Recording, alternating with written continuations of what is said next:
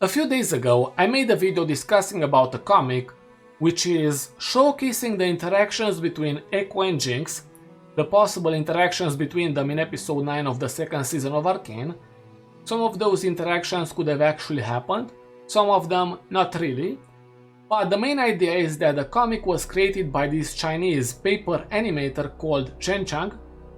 So I posted all of his social media accounts in the description. If you want to see the comic, you should definitely consider looking for those. If you want to see the discussion I created around the comic, the theories, the ideas, then you should watch the previous video, because today I will continue discussing the comic book because he posted a continuation.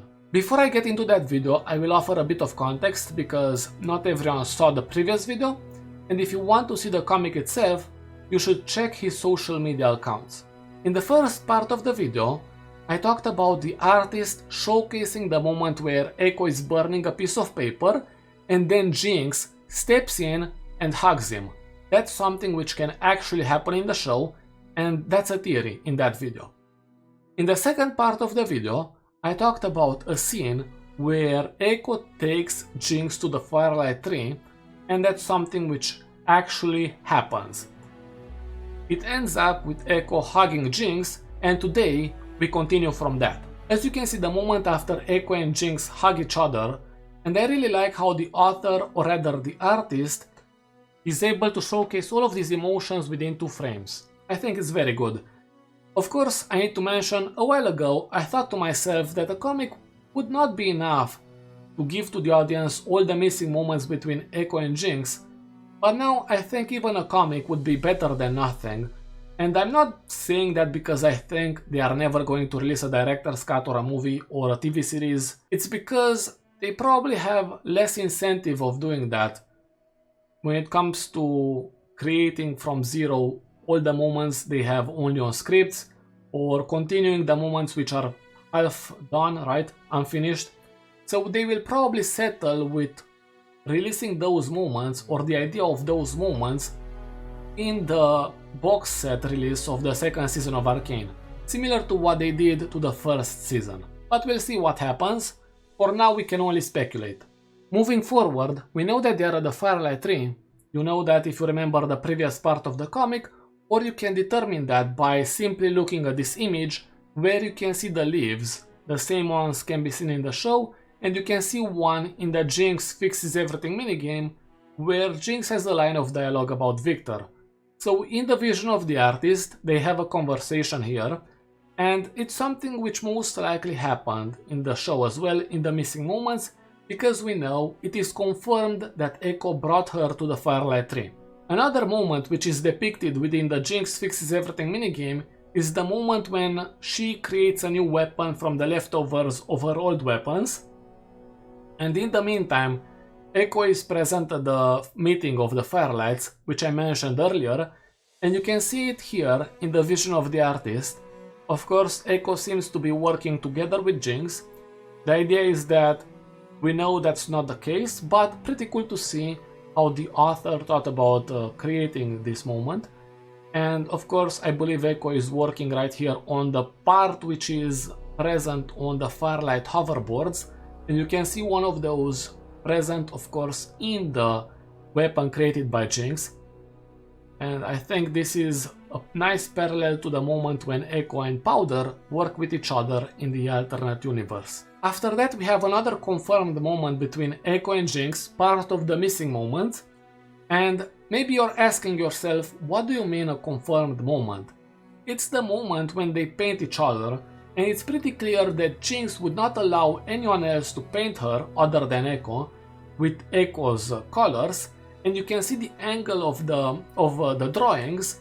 Those are not made by herself, which is why Ekko painted her, and in similar fashion Jinx painted Ekko. Another aspect of this part of the comic, you can see right here, this is taken directly, a nice nod towards a poster made for Ekko in preparation for the second season of Arcane, whenever he himself is preparing for battle, with Jinx's hairpiece. It's pretty cool. And then this part of the comic ends with Jinx and Ekko being prepared for battle.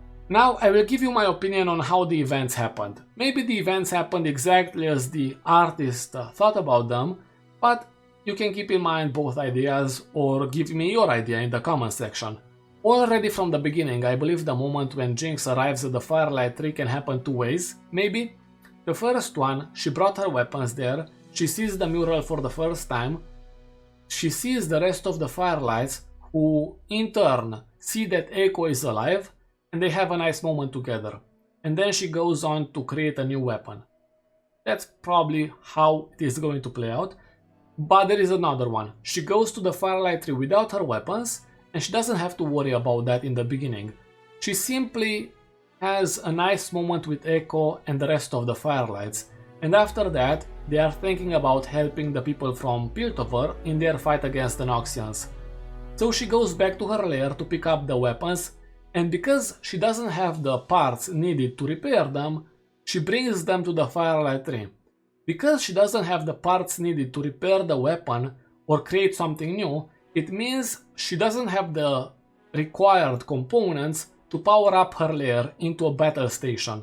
That's why I believe she will go back to her lair before the final fight to make it into a battle station. And that's when they paint it, because you can see some of Ekko's paintings on it, and that's when they paint each other. That's when Ekko cuts her hair, and I believe that can happen because they are the only ones who would be able to power up Jinx's lair. Okay, now we have this part released for the comic. I hope he's going to release another part. It would be amazing, but what would be even better is to see the deleted scene from season 1. Maybe you don't know what I'm referencing. If you remember the bridge fight between Ekko and Jinx, when Jinx calls Ekko the boy savior, that is a reference to a deleted moment between them where Ekko tries to save Powder, but Powder doesn't want to be saved, so she slaps Ekko, similar to how she was slapped by Vi in episode 3. And she tells him that she doesn't want to be saved, she's Jinx now. That is a mega moment, which I would have loved to see on the screen, but if he is going to create a comic about that, ooh, that would be amazing. Besides that, I think I will make a separate video related to the deleted scene. I think it's a larger topic. If I ever make that video, you will see a link right here. It's a video where you also have to cover the 6 to 7 year time skip. The thing is, that time skip is very important in the relationship between Ekko and Jinx. We only have ideas of what happened, but I think a novel would best explain everything that happened. That's why I keep pushing for it.